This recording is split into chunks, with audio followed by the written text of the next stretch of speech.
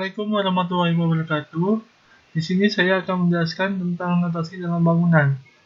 Nanti saya akan jelaskan notasi jendela, notasi BV, jendela BV, dan notasi pintu.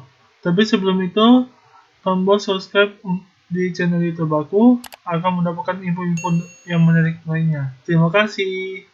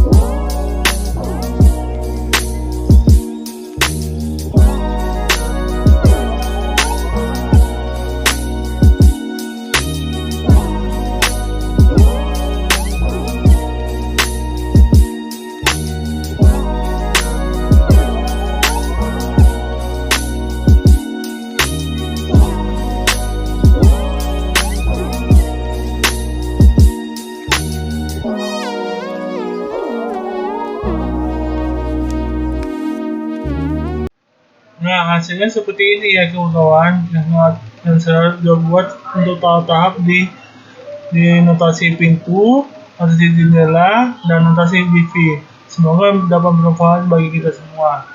Dan jangan lupa tombol subscribe untuk mendapatkan info-info menarik lainnya. Terima kasih. Assalamualaikum warahmatullahi wabarakatuh.